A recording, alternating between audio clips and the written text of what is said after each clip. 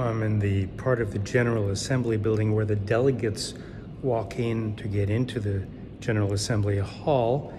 You see the United Nations flag behind me, and I'm standing here because as the delegates enter, they pass this quote. And I'm going to read that quote you saw behind me in a moment, because it shows you the tragic misunderstanding that is making Donald Trump disdain and disrupt the United Nations.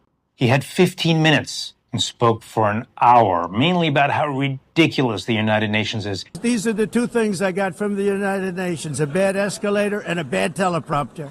And how he is ending all these wars, whereas... And sadly, in all cases, the United Nations did not even try to help in any of them. Meanwhile, he's pulling America out of all these UN agencies and rejecting all of its goals. Trump is also defunding the UN, so it's in a financial crisis. But why? Trump and MAGA view the UN as a bloated bureaucracy that turns out politically correct verbiage instead of keeping world peace. Here's the misunderstanding. The UN does not shape the world. The world shapes the UN. If the UN can't bring peace to Ukraine, it's because Russia and China cast their vetoes. If the Security Council can't call for an immediate ceasefire in Gaza and a return of all the hostages, even though 14 of the 15 council members wanted to, it's because the US vetoed it.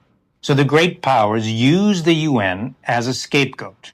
Does this make the UN pointless? Not if you asked Harry Truman and the other leaders who oversaw its creation. They had seen what many of us have forgotten.